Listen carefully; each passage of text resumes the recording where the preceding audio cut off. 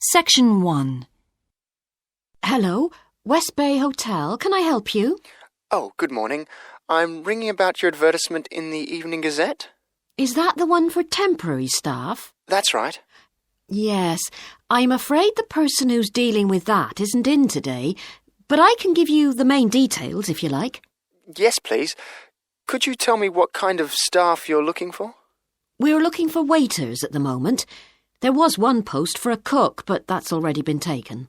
Oh, right. What are the hours of work? There are 2 different shifts. There's a day shift from 7 to 2 and a late shift from 4 till 11. And can people choose which one they want to do? Not normally, because everyone would choose the day shift, I suppose. You alternate from one week to another.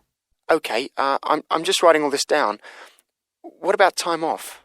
You get 1 day off, and I think you can negotiate which one you want. It's more or less up to you, but it has to be the same one every week. Do you know what the rates of pay are? Yes, I've got them here. You get £5.50 an hour, and that includes a break. Do I have to go home to eat, or...? You don't have to. You can get a meal in the hotel if you want to, and there's no charge for it, so you might as well. Oh, good. Yes, so let's see. I get £231 a week. You'd also get tips. Our guests tend to be quite generous. Is there a uniform? What about clothes? Yes, I forgot to mention that. You need to wear a white shirt, just a plain one, and dark trousers. You know, not green or anything like that. And we don't supply those. That's okay, I've got trousers. I just have to buy a couple of shirts. What about anything else? Do I need a waistcoat or anything? You have to wear a jacket, but the hotel lends you that. I see. One last thing. I don't know what the starting date is. Just a minute. I think it's sometime around the end of June. Yes, the 28th, in time for the summer. That's great. I'm available from the 10th. Oh, good. Well, if you can call again, you need to speak to the service manager. Her name's Jane Irwin. That's Urwin. And she'll probably arrange to meet you. OK. And when's the best time to ring? Could you call tomorrow?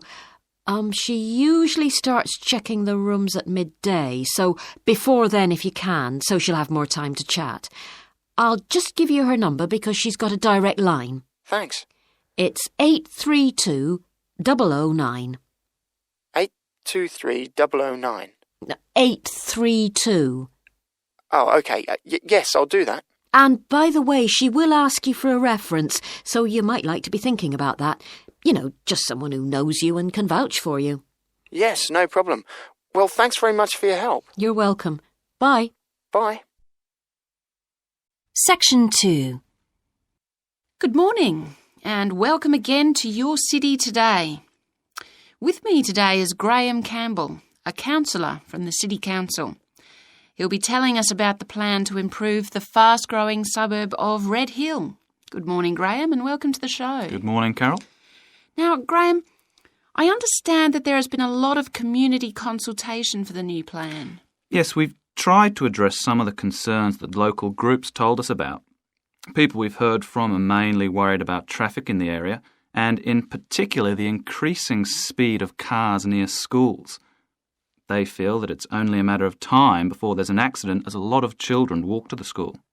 So we're trying to do something about that. Another area of concern is the overhead power lines. These are very old, and a lot of people we spoke to asked if something could be done about them. Well, I'm happy to report that the power company have agreed to move the power lines underground at a cost of $800,000. I think that will really improve the look of the area, as well as being safer. That's good to know. But will that mean an increase in rates for the local businesses in that area? Well, the power company have agreed to bear the cost of this themselves after a lot of discussion with the council. This is wonderful news, as the council now has some extra funds for us to put into other things like tree planting and artwork. Now, we've also put together a map which we've sent out to all the residents in the area. And on the map we've marked the proposed changes. Firstly, we'll plant mature pine trees to provide shelter and shade just to the right of the supermarket in Days Road. In order to address the traffic problems, the pavements on the corner of Carberry and Thomas Street will be widened.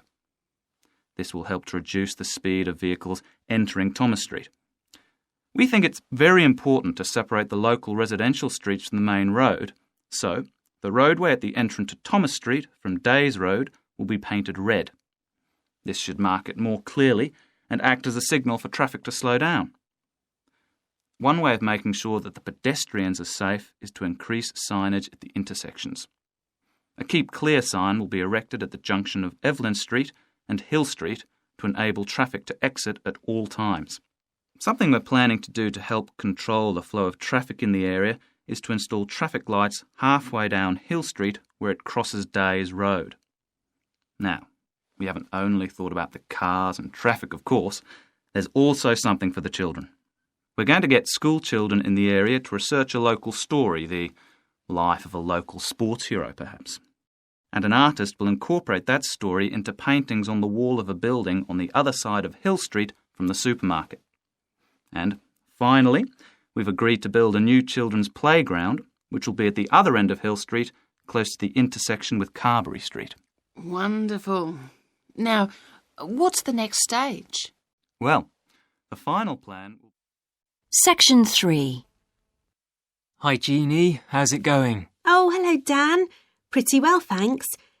Have you managed to get the money for the course yet? Yes, that's all sorted out now, thanks. It took long enough, though.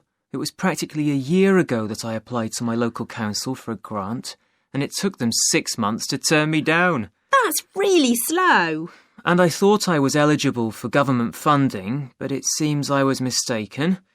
So then I asked the boss of the company I used to work for if they would sponsor me, and much to my surprise, he said they'd make a contribution. But what about college grants and scholarships?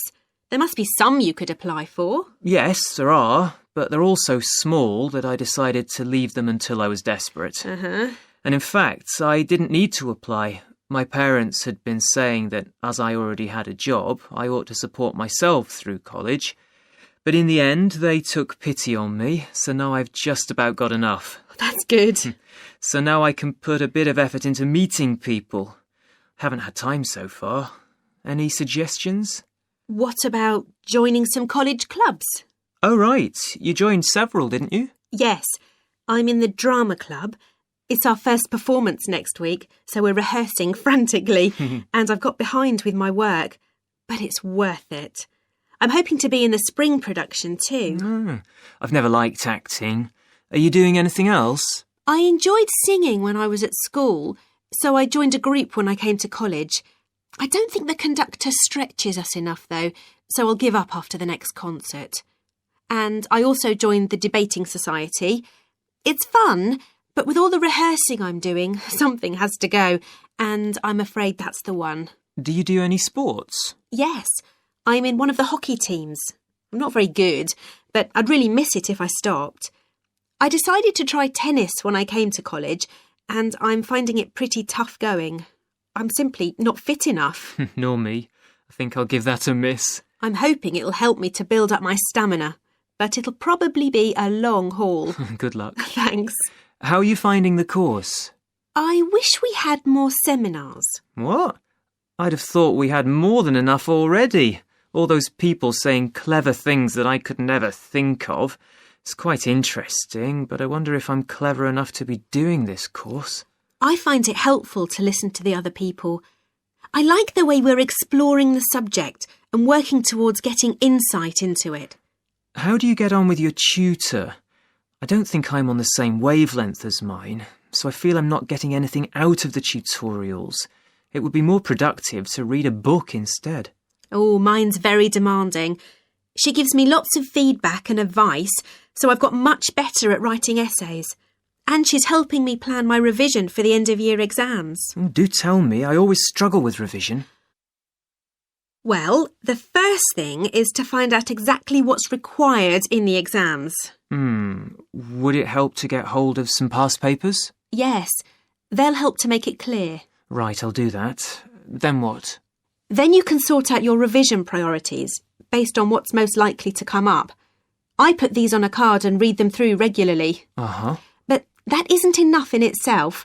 You also need a timetable to see how you can fit everything in the time available. Then keep it in front of you while you're studying. I've done that before, but it hasn't helped me. Maybe you need to do something different every day. So if you break down your revision into small tasks and allocate them to specific days, there's more incentive to tackle them. With big topics, you're more likely to put off starting. Good idea.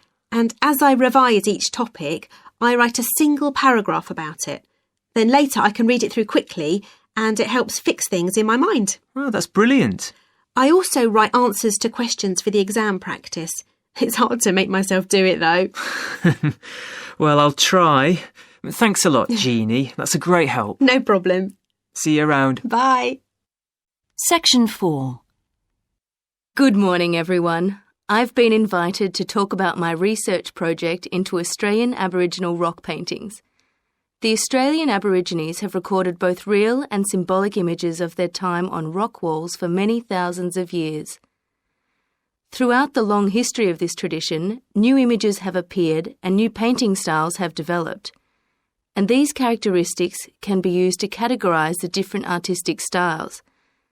Among these are what we call the dynamic, yam, and modern styles of painting. One of the most significant characteristics of the different styles is the way that humans are depicted in the paintings.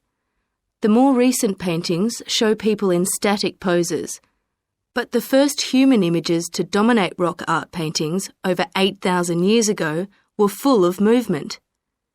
These paintings showed people hunting and cooking food, and so they were given the name dynamic to reflect this energy. It's quite amazing considering they were painted in such a simple stick-like form. In the yam period, there was a movement away from stick figures to a more naturalistic shape. However, they didn't go as far as the modern style, which is known as X-ray because it actually makes a feature of the internal skeleton as well as the organs of animals and humans. The yam style of painting got its name from the fact that it featured much curvier figures that actually resemble the vegetable called a yam, which is similar to a sweet potato. The modern paintings are interesting because they include paintings at the time of the first contact with European settlers. Aborigines managed to convey the idea of the settlers' clothing by simply painting the Europeans without any hands, indicating the habit of standing with their hands in their pockets. Size is another characteristic. The more recent images tend to be life-size or even larger, but the dynamic figures are painted in miniature. Aboriginal rock art also records the environmental changes that occurred over thousands of years. For example, we know from the dynamic paintings that over 8,000 years ago, Aborigines would have rarely eaten fish and sea levels were much lower at this time. In fact, fish didn't start to appear in paintings until the Yam period, along with shells and other marine images. The paintings of the Yam tradition also suggest that during this time, the Aborigines moved away from animals as their main food source and began including vegetables in their diet, as these feature prominently. Freshwater creatures didn't appear in the paintings until the modern period from 4,000 years ago. So these paintings have already taught us a lot. But one image that has always intrigued us is known as the rainbow serpent. The rainbow serpent, which is the focus of my most recent project, gets its name from its snake or serpent-like body, and it first appeared in the Yam period 4,000 to 6,000 years ago. Many believe it is a curious mixture of kangaroo, snake and crocodile. But we decided to study the rainbow serpent paintings to see if we could locate the animal that the very first painters based their image on. The Yam period coincided with the end of the last ice age. This brought about tremendous change in the environment, with the sea levels rising and creeping steadily inland. This flooded many familiar land features and also caused a great deal of disruption to traditional patterns of life, hunting in particular. New shores were formed and totally different creatures would have washed up onto the shores. We studied 107 paintings of the rainbow serpent, and found that the one creature that matches it most closely was the ribboned pipefish, which is a type of seahorse. This sea creature would have been a totally unfamiliar sight in the inland regions where the image is found, and it may have been the inspiration behind the early paintings. So, at the end of the Ice Age, there would have been enormous changes in animal and plant life. It's not surprising, then, that the Aborigines linked this abundance to the new creatures they witnessed. Even today, Aborigines see the rainbow serpent as a symbol of creation, which is understandable given the increase in vegetation and the new life forms that featured when the image first appeared.